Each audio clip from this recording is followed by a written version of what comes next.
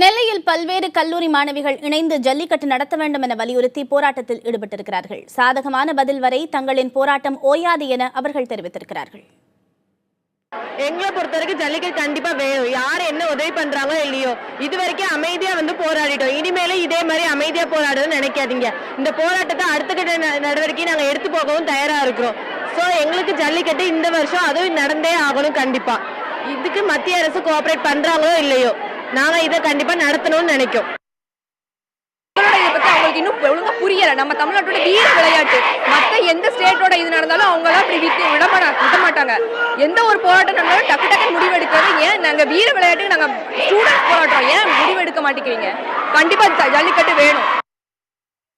அவங்க எங்களுக்கு ஆதரவா பதில் சொல்லலைன்னா இந்த அரங்கம் நிறையும் ரோடு நிறையும் எங்களோட மாணவர்களோட எண்ணிக்கை நிறைஞ்சுக்கிட்டே இருக்கும். இந்த போராட்டத்துக்கு முற்றுப்புடிவே இருக்காது.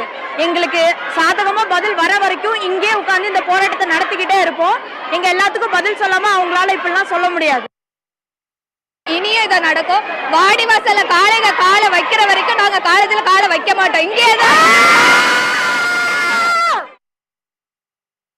அவசர சட்டம் கொண்டு வரல, ஜல்லிக்கட்டு நடத்த முடியாதுன்னு சொல்லிட்டு இருக்காங்க. இது கொண்டு வர வரைக்கும் நாங்க கண்டிப்பா போராடுவோம். இந்த போராட்டம் நீடிக்கும். எல்லா இடத்துலயும் நடந்துட்டு இருக்கு. இளைஞரோட ஒட்டுமொத்த இளைஞரோட ஒற்றுமையை காட்டுவோம். கண்டிப்பா ஜல்லிக்கட்டை கொண்டு வருவோம். இதே மாதிரி அனைத்து பிரச்சனையும் தமிழ்நாட்டுல தமிழை யாருன்னு காட்டுவோம். இந்த அனைத்து பிரச்சனையும் பிரச்சனை இல்லாம தமிழனை கொண்டு வருவோம். இவ்வளவு தூரத்துக்கு பண்ணியும் ஏன் எந்த முடிவை எடுக்க மாட்டேங்காம ரொம்ப கவலையா இருக்கும்.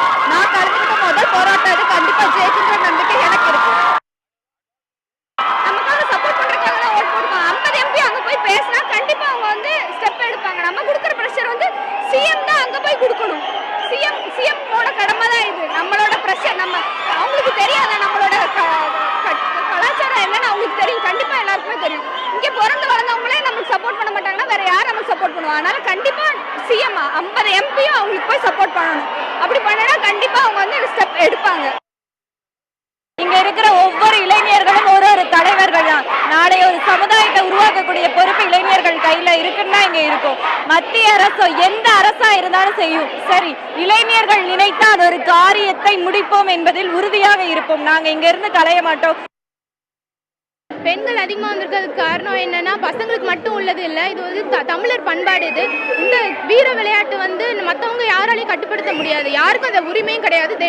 None of them have any rights to control us, and especially the youth. So as youth are the pillars of the future generation, we have all the rights and we have all the guts to fight against anything that is against our society. அதாவது 3ஆம் நாளாக நடைபெறும் இந்த போராட்டத்துக்கு மிகப்பெரிய ஆதரவு கூடியிருக்கிறது. ஏராளமான கல்லூரிகளை புறக்கணித்து மாணவ மாணவிகள் வந்திருக்கிறார்கள். இங்கு மட்டுமல்ல பல்கலைக்கழகத்தில் இந்த போராட்டம் தொடர்ந்து நடைபெற்று வருகிறது. எனவே இந்த போராட்டம் என்பது தென் தமிழகத்தில் மிக முக்கியமான ஒரு குறிப்பிடத்தக்க ஒரு போராட்டமாக நெல்லையிலும் மாறி வருகிறது என்பது உண்மை. புதிய தலைமுறைக்காக ஒளிப்பதிவாளர் சங்கருடன் பாளையங்கோட்டையிலிருந்து நாகராஜன்.